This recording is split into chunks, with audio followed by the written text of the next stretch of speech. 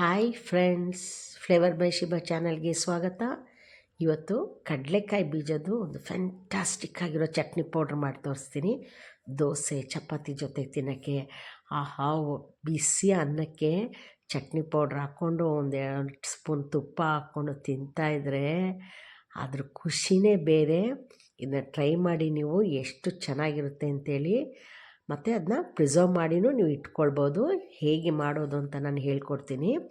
1 ಕಪ್ಪು ಕಡಲೆಕಾಯಿ ಬೀಜ ತೊಗೊಂಡಿದ್ದೀನಿ. ಒಂದು ಬೌಲಲ್ಲಿ ಕಡಲೆಕಾಯಿ ಬೀಜ ತೊಗೊಂಡಿದ್ದೀನಿ, ಚಿಕ್ಕ ಬೌಲಲ್ಲಿ.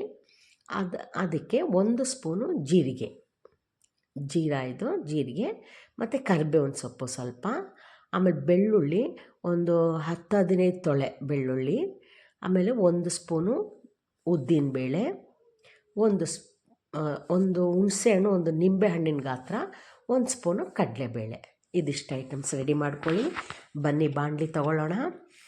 ಬಾಣಲಿ ಇಟ್ಬಿಟ್ಟು ಅದು ಬಿಸಿ ಆದಮೇಲೆ ಕಡಲೆಕಾಯಿ ಬೀಜ ಹಾಕಿಬಿಟ್ಟು 1-2 ಸ್ಪೂನು ಎಣ್ಣೆ ಹಾಕಿ, ಆಯಿತಾ. ಎಣ್ಣೆ ಹಾಕ್ಬಿಟ್ಟು ಅಷ್ಟರಲ್ಲೇ ಫ್ರೈ ಮಾಡಿ ತೊಗೊಳ್ಳಿ.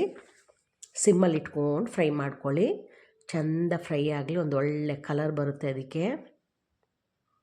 ನೋಡಿ, ಕಡಲೆಕಾಯಿ ಬೀಜ ಫ್ರೈ ಆಯಿತು, ರೆಡಿಯಾಗಿದೆ. ಅದನ್ನ ಸಪ್ರೇಟಾಗಿ ಒಂದು ಪ್ಲೇಟಲ್ಲಿ ತೆಗೆದಿಟ್ಕೊಳ್ಳೋಣ. ಈಗ ಅದೇ ಆಯಿಲ್ ಇರುತ್ತೆ ಅಲ್ಲಿ, ನಾವು ಫ್ರೈ ಮಾಡಿದ್ಮೇಲೆ ಉಳಿದಂಥ ಆಯಿಲ್ಗೆ ಇದೆಲ್ಲ ತೆಗೆದು ಸಪ್ರೇಟ್ ಇಟ್ಕೊಳ್ಳಿ ಕಡಲೆಕಾಯಿ ಬೀಜನ. ಈಗ ಆ ಆಯಿಲ್ಗೆ ನಮಗೆ ಕಡಲೆಬೇಳೆ ಹಾಕೋಣ. ಅದಾದಮೇಲೆ ಉದ್ದಿನಬೇಳೆ ಹಾಕ್ಬಿಟ್ಟು ಎರಡನ್ನೂ ಸ್ವಲ್ಪ ಫ್ರೈ ಆಗ್ತಾ ಇರಲಿ. ಹಂಗೆ ಅದಕ್ಕೊಂದೊಂದು ಒಳ್ಳೆ ಕಲರ್ ಬರೋ ಟೈಮಲ್ಲಿ, ಆಯಿತಾ, ಚೂರು ಫ್ರೈ ಆಗ್ತಾಯಿದೆ. ಈಗ ಉಳಿದೆಲ್ಲವನ್ನು ಹಾಕ್ಕೊಳ್ಳಿ. ಕರಿಬೇವಿನ ಸೊಪ್ಪು, ಜೀರಿಗೆ, ಬೆಳ್ಳುಳ್ಳಿ ಇದಿಷ್ಟು ಹಾಕಿ ಮತ್ತೆ ಫ್ರೈ ಮಾಡಿ. ಅದಕ್ಕೆ ಹಸಿ ವಾಸನೆ ಎಲ್ಲ ಹೋಗಲಿ, ಅದನ್ನ ಫ್ರೈ ಮಾಡ್ಕೊಳ್ತಾರೆ. ಹಾಗೆಯೇ 1 ಸ್ಪೂನು ಕೊಬ್ಬರಿ ಹಾಕ್ತಾಯಿದ್ದೀನಿ, ಡ್ರೈ ಕೋಕೋನಟ್. ಅದು ಕೊಬ್ಬರಿ 1 ಸ್ಪೂನ್ ಆದರೂ ಹಾಕ್ಕೊಳ್ಳಿ, 2 ಸ್ಪೂನ್ ಆದರೂ ಹಾಕ್ಕೊಳ್ಳಿ, ಟೇಸ್ಟ್ ಅದು ಚೆನ್ನಾಗಿರುತ್ತೆ. ಆಮೇಲೆ ಹುಣಸೆಹಣ್ಣು ಕೂಡ ಅದ್ರ ಜೊತೆಗೆ ಹಾಕಿ. ಈಗ 1 ಟೇಬಲ್ ಸ್ಪೂನು ಅಚ್ಕಾರದ ಪುಡಿ ಹಾಕ್ತಾಯಿದ್ದೀನಿ, ಚಿಲ್ಲಿ ಪೌಡ್ರ್ ಹಾಕ್ತಾಯಿದ್ದೀನಿ.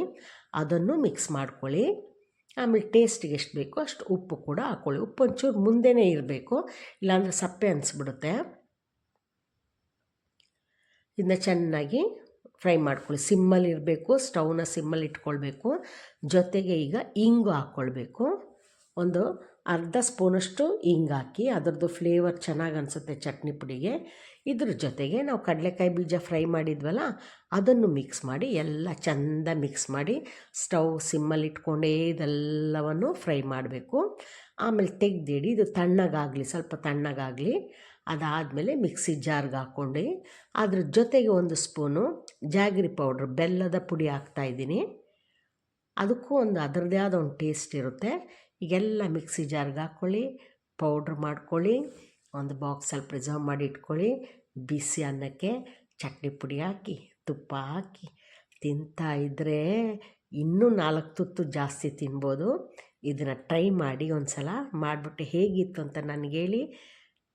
ನೆಕ್ಸ್ಟ್ ವಿಡಿಯೋದಲ್ಲಿ ನಮಗೆ ಮೀಟ್ ಮಾಡೋಣ. ಅಲ್ಲಿವರೆಗೂ take care, bye, thank you.